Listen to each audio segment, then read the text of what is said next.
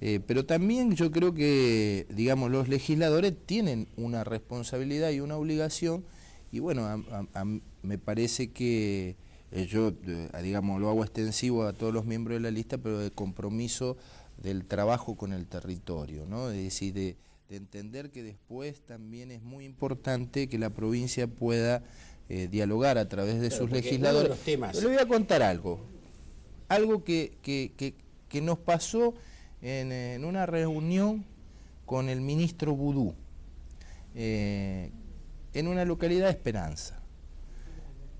Amado empezó a contar la importancia que le asigna el gobierno nacional para que la inversión crezca.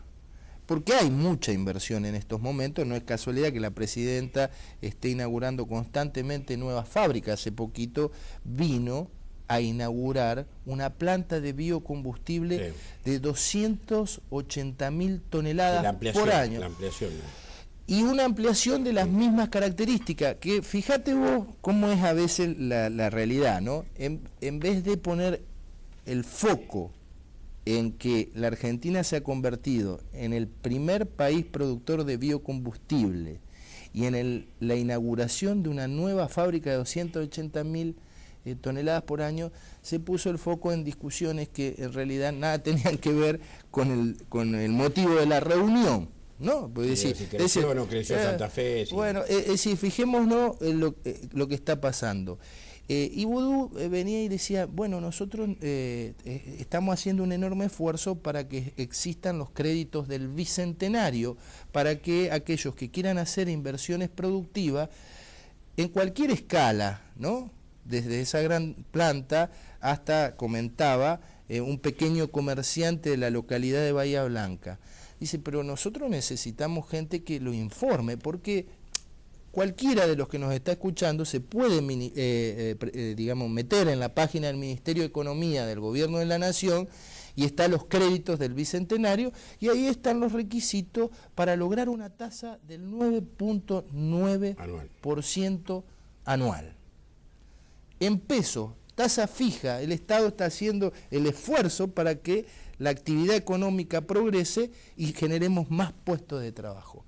Pero bueno, a veces no existe esa posibilidad, y los legisladores tienen que ser también una correa de transmisión de las políticas públicas que a nivel hacer nacional... ver que existen eso y armar, para que se armen. Bueno, y después también articular, Santa Fe, articular con las instituciones intermedias, con los productores, con los comerciantes, con los estudiantes, con las universidades, con los centros de investigación, para poder expresar algunas realidades particulares que Santa Fe tiene.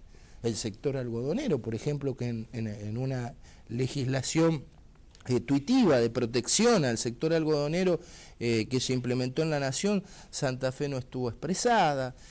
Tener un especial énfasis para el desarrollo del sector arrocero, que es muy importante, el sector de la caña de azúcar. Yo creo que hay muchísimo por trabajar, pero hay muchísimo por trabajar porque hay una Argentina que crece, porque hay una Argentina que tiene posibilidades.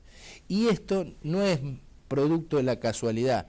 Es como yo le digo a mi suegra, ¿no? Ella se jubiló, dice, pero era mi derecho, porque yo trabajé toda la vida. Sí, es cierto, era tu derecho, pero si no había un gobierno que tenía la decisión política de reconocértelo, porque uno ve mucha gente que va los domingos a misa y dice opción preferencial por los pobres.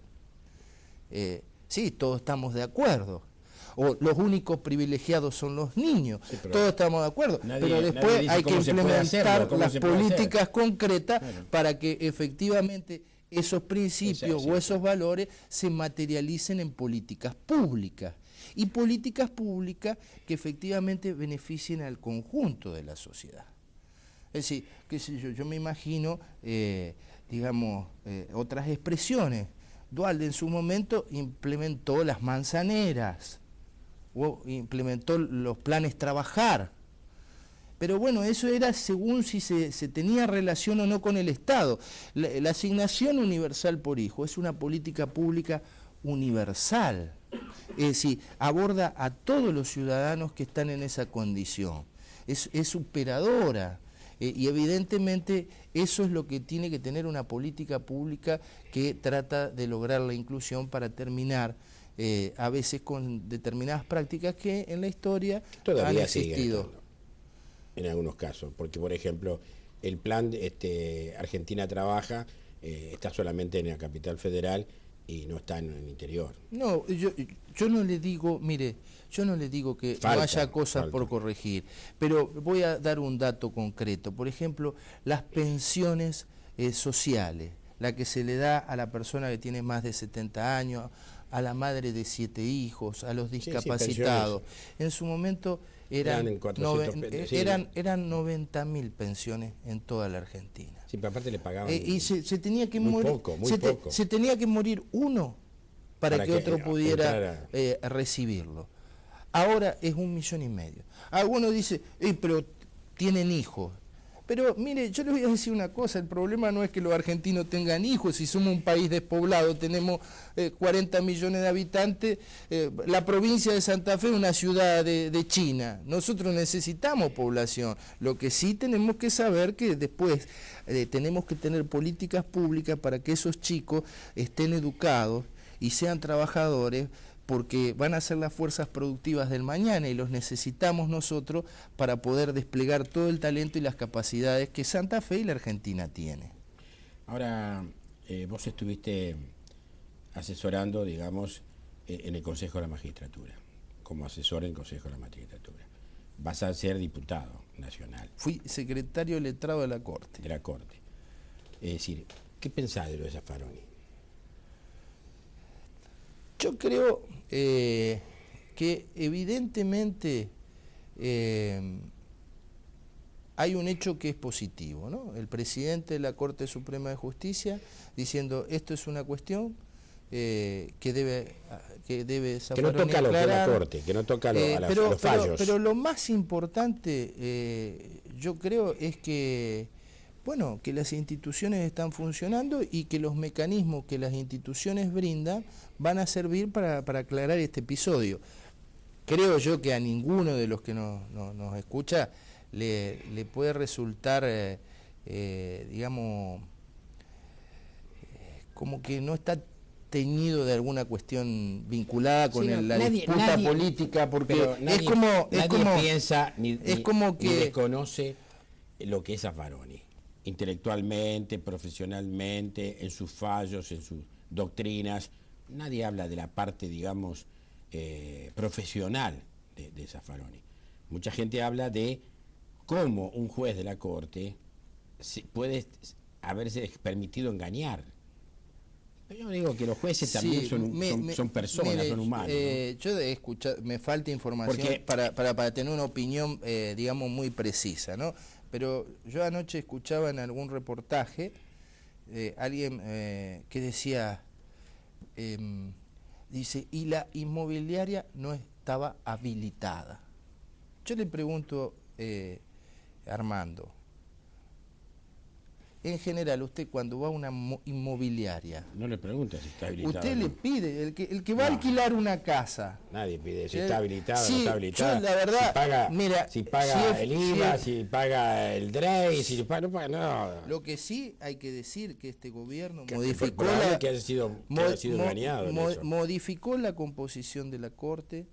Es una Corte que tiene el prestigio de todos los sectores sociales y no estamos hablando de un miembro en particular, sino de la composición que es heterogénea, donde se ha incorporado a la mujer de manera muy importante su participación en la Corte.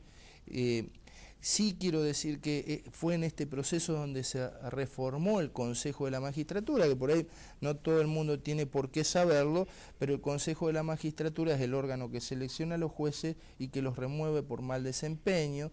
Acá en la provincia, por ejemplo, no tenemos un Consejo de la Magistratura a través de una reforma constitucional que administre los recursos del Poder Judicial y que designe y remueva jueces. Y es uno de los desafíos que en la provincia efectivamente hay que llevar adelante. La reforma constitucional, porque cumple 50 años el año que viene y creo que está vieja ya, ¿no? Hay que reformar la Constitución. Sin duda. Y eso es parte. Bueno, Cachi, pasamos por todos lados. No, hay muchas... Nos quedan muchas cosas más, pero bueno, no tenemos tiempo. Es un programa exclusivo para hacer, comentar, ¿no? Porque a veces los argentinos, el otro día lo decía un amigo que me llevaba en el auto y me dice, ¿sabes lo que pasa? Que por ahí los argentinos no nos conformamos con nada. Él lo decía así. Eso es verdad. Y después yo la noche estaba leyendo un libro de una persona muy interesante, y te invito a leerlo, que fue Stefan Hessel. Stefan Hessel, un hombre de 93 años, que participó junto con De Gaulle en la resistencia en Francia contra el nazismo, y que fue uno de los miembros redactores de la Declaración Universal de Derechos Humanos en 1948. Este hombre fue el que escribió el libro Indignaos, que es el libro que generó el movimiento de los indignados en Europa. En Europa, sí. Es un librito muy pequeño que ha generado una movilización en Europa extraordinaria. Y él justamente le dice a los europeos, dice, participen y entiendan cómo funciona el proceso político, ¿no? Porque si no nos está pasando en Europa lo que no nos tiene que pasar. Es decir, que el Estado está a favor de determinados grupos económicos, y en este caso son los bancos, y dice, y las macanas que hacen los bancos, la pagan todo.